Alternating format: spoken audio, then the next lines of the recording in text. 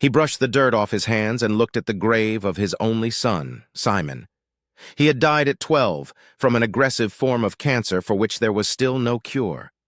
He was, or rather, had been, their only child. They had talked more than once about having another, but his wife had rejected the idea. Simon had been dead for 2 years now, and Bradley still loved to visit his grave to talk to his son. After Simon's death, his relationship with his wife never improved. Bradley wanted them to go to counseling, but her? She'd been so against it that he'd given up on the idea. And now? Bradley felt like he knew the truth. He knew why his wife had never wanted another child and why she had rejected counseling, and he realized that the problems were much deeper and older than he had realized. Bradley listened to the tape of the party and felt cold, even though it was the height of summer. He knew things were bad between him and Jill. She had been weird for years, but in the last 6 months or so, she had gotten even weirder. She started criticizing him, finding faults in him, and deliberately starting fights over nothing. Eventually, she sat him down at the kitchen table and paced the room as if she felt worked up. Her mood was strange, but she seemed much calmer than she had been lately. "What's wrong, Jill? You've got something on your mind." She turned to face him. "Bradley, you and I haven't gotten along for a long time, and I think it's time for a trial separation." He felt his stomach burn with acid. "When are you leaving?" She looked shocked. "Oh, honey, I thought it was time for you to leave. It's not like I'm going to ask for a divorce or anything. And I promise you on our son's grave and on your life that there's no one else before you ask that question. I just need some time to figure some things out." Bradley wasn't stupid. He was hurt that she'd used their son's grave to swear on what was likely a lie, and the fact that she'd chosen to swear on his life and not her own. He thought that was important. Not that he felt he particularly valued his life at the moment. "So," Bradley said, "perhaps you should seek couples counseling to help us find a way out of this situation." She shook her head. "You know my opinion on counseling, but I'm not saying no to therapy for us, but what I am saying is that it has to be in the future. Not now. I don't feel like I'm ready for it at the moment, but I'm certainly not ruling it out." He looked at her. "When do you want me to leave?" "Well, not right away, of course." A look of pain appeared on his face. "I'll get out of your way as soon as I can. I'll arrange everything as quickly as I can." She breathed a sigh of relief and said, "Are you going out to work today?" He shook his head. "Not today, are you?" "Yes, I have a meeting at Advanced Synergies that will probably take all day." He nodded. "Good. How are you going to tell people we're splitting up?" "We're not going to split up. It's just a temporary separation." She was angered by his answer. She continued, calming down a bit. "You don't need to tell anyone about it yet, if you should at all." He shrugged. She couldn't read the expression on his face. It was a pity, because at that moment she could still have saved the situation, but she hadn't. She didn't want to anyway. After that, she went to work. Bradley knew he had plenty of time to take care of some business. Bradley was not a man to mess with. He'd been in the military police and had been on a number of highly classified undercover assignments taking down drug gangs on army bases, so he had a lot of experience in covert surveillance.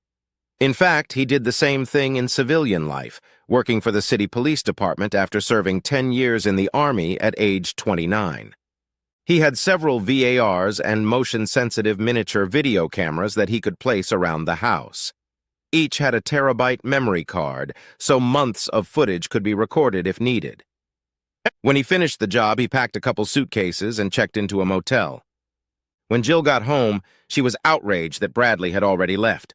"Son of a bitch!" she shouted. "He's gone!" Her friend, Mandy Starbuck, was with her. "Aren't you being a little harsh, Jill? After all, you're the one who asked him to move out, or are you the kind of woman who is never satisfied with her husband?" She laughed at her own joke, which was just as well, since Jill didn't see the humor in it. "Anyway," Mandy said, "now that he's gone, why don't we move our girls' night out up a few weeks?" "Yes," Jill said. "Now that I'm rid of Bradley, things could be very different." That hurt Bradley's feelings, but he was wise enough not to report it to Jill. After all, he had to face mob assassins and bluff. So dealing with a cheating spouse must be child's play, he thought. But was she really cheating? He would soon find out. Everything came to a head after Bradley heard a recording of a so-called girls' night out at the house. Wine poured down by the river, and as the old saying goes, when you drink, your mind wanders. The party was attended by Jill, Mandy, and a few other grunting and clucking women. Bradley learned that Jill had been cheating on him for the past 5 years, with several lovers, and one of her lovers was a very wealthy businessman from South America. He had arranged for Jill to fly on his private jet nonstop to Rio. The women mocked Bradley, but it was Jill who got the worst of it. And he had no idea about any of my lovers. They laughed and cackled like witches. Bradley listened to the rest of the tape in utter despair. There was nothing he could do. Wait a minute. Yes, he could. It would make him out of reach of Jill and her lovers. He visited Simon's grave. Don't worry, son. I'll be with you soon. We'll be together again. He knew Jill would be at work, so he was able to stop by the garage of their house, he no longer considered it home, and pick up everything he needed. Bradley drove his car to a secluded semi-rural spot on the outskirts of town, away from the road. Sobbing at what he was doing, Bradley put a long piece of rubber tubing from the exhaust pipe into the car. He turned on the engine and let it idle, while the deadly carbon monoxide fumes did their work. Bradley's last words were, "I'm sorry, Simon. I'm so sorry, my boy. But this way, we can be together forever, just like I promised." The note Bradley sent to everyone in his and Jill's email inboxes was short and succinct. You took an oath on Simon's grave and on my life that you wouldn't cheat. But you cheated, and I'm honoring your vow. Goodbye, Jill.